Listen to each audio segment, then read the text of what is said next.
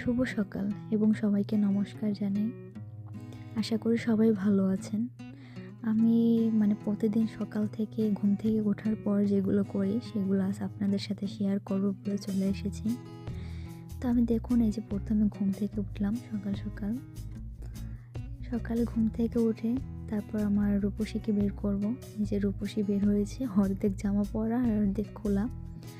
তারপর আমি নাস্তা খেয়ে আমার হাজব্যান্ডের জন্য নিয়ে যাচ্ছি। তো আমার হাজব্যান্ড বললো 1 প্যাকেট বিস্কিট নিয়ে আসো। তো বিস্কিটটা আনতে আমি এই রুমে আসলাম। রুমটা একটু অন্ধকার ছিল, আমি লাইটটা জ্বালাইনি। তো এই যে বিস্কিট নিয়ে আসলাম। বিস্কিটটা নিয়ে এসে প্লেটে রেখে আমার হাজব্যান্ডকে দেবো। এদিকে আবার রূপসী দৌড়াদৌড়ি করছে। আমার ঘুম থেকে ওঠার পর থেকে ওর পিছনে আমার বেশিরভাগ সময়টা কাটে, কারণ বাসাতে সেরকম মানুষজন নেই, ওকে নিয়েই থাকি। তো এই যে সব কিছু করে খেয়ে তারপর বিছানা ঠিক করতে আসলাম। আমি আর আমার হাজব্যান্ড প্রায় সময় এক সময় ঘুম থেকে উঠি, আবার কিছু কিছু সময় আমি আগে উঠি আর আমার হাজব্যান্ড পরে। তো রোজ আমি এরকম চা নাস্তা খেয়ে তারপরে বিছানা ঠিক করতে আসি। আমার হাজব্যান্ড একটু অগোছালো, একটা জামা পরবে, সেটা পরে জাগা মতন আর রাখবে না, ধরে পাক্কা মারবে, কিনা সোফার উপর কিনা টেবিলের উপর এখানে ওখানে রাখবে, সেগুলো সারাদিন গুছাতে হয়। তো এইভাবে আমার দিনটা কাটে। এই যে বিছানা গুছাচ্ছি।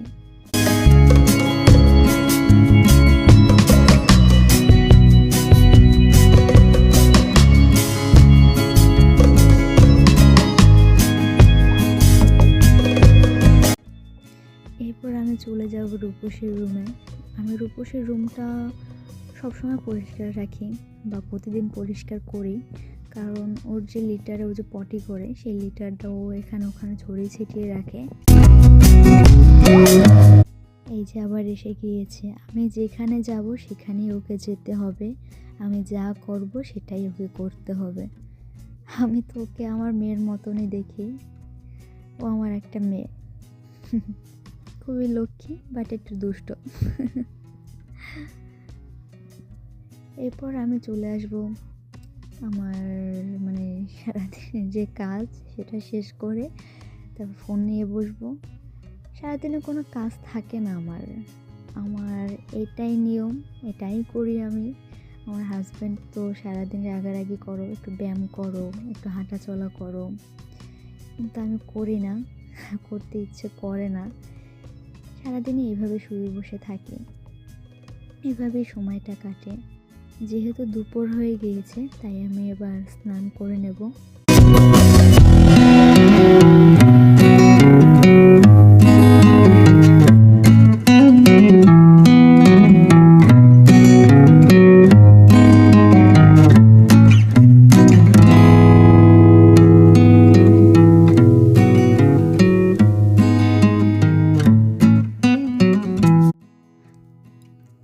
তো এবার আমি স্নান থেকে বেরিয়ে নেব।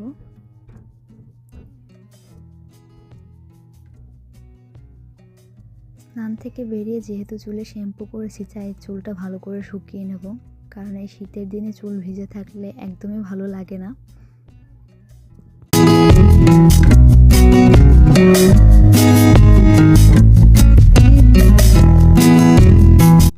এবার আমি সিঁদুর পরে নেব। এই তো আমার সারাদিন এইভাবেই কাটে।